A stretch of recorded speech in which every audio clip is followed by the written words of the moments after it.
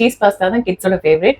ஆனா இந்த ரெசிபி வந்து எங்க மம்மி டாடி எங்களுக்கு செஞ்சு கொடுப்பாங்க. Very simple. நம்மளோட பிரியாணி பேஸ் தான் மோஸ்ட்லி. உங்களுக்கு என்ன வெஜிடபிள்ஸ் வேணும்னா போட்டுக்கலாம். யூஸ்வலா ஒன்லி சாசேஜஸ் போட்டு தான் செய்வோம். பட் இன்னைக்கு மஷ்ரூம், கேப்சிகம் எல்லாம் போட்டு செஞ்சு கொடுப்போம். அட்லீஸ்ட் அப்படியாவது அது உள்ள போகும்ல. என்னதான் மம்மியும் டாடியும் இதெல்லாம் ஃபர்ஸ்ட் இன்ட்ரடியூஸ் பண்ணியிருந்தாலும் சித்தி செய்ய ஆரம்பிச்சதுக்கு அப்புறமா இப்போ வரைக்கும் ஐ cannot recreate how she does. அவங்களோட ரெசிபியோ கைப்பக்குவமோ வராது. நாம என்ன செஞ்சு தருவோம்? Yeah, you almost close. Maybe அது வந்து கைப்பக்குவம் இல்ல, யாராவது செஞ்சு கொடுத்தா அதுல வர டேஸ்ட் வந்து வேற. பத்தி ஆல்ரெடி சொல்லியிருக்கேன். இந்த மாதிரி ப்ராசஸ் ஃபுட் வந்து குவிக்கா ஆன் த கோ சாப்பிடுறதுக்கு. பட் மை மம்மி இதை வந்து பாயில் பண்ணி ஸ்ட்ரெயின் பண்ணி அப்புறம் தான் யூஸ் பண்ணணும்னு சொல்லி கொடுத்துட்டாங்க. And I cannot skip that step.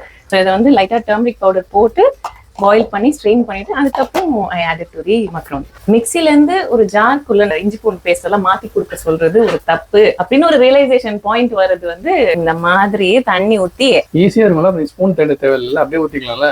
Spoon தேட தேவையில்லைன்னா இந்த ஜார்ல நான் போட்டு வச்சிருக்கேன். அது எத்தனை வாட்டி இந்த ஸ்பூனை மிஸ் பண்ணிருக்கேன். சும்மா பாரு எவ்வளவு ஈஸியா பண்ற. ஸ்பூன் தேவையில்ல, ஒண்ணுமே கேப்ப எடுத்து மாத்தி கொடுக்க சொல்லி கேப்ப. இதுல ஒரு தக்காளி சேர்த்தா போதும்.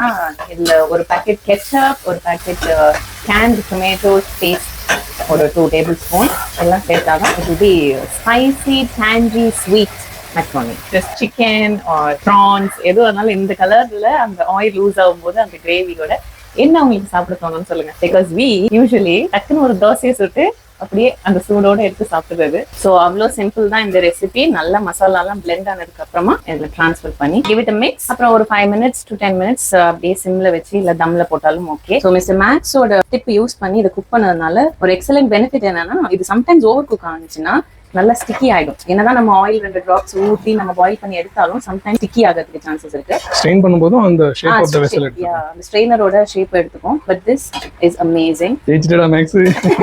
இது பசங்களுக்கு லஞ்ச் அண்ட் டின்னர்னால இந்த லைட் ஷேட்ல இருக்கு. இதுவே நாங்க சாப்பிட்ற மாதிரி இருந்தா இதோட கலர் அண்ட் டெக்ஸ்சரே வேற மாதிரி இருக்கும்.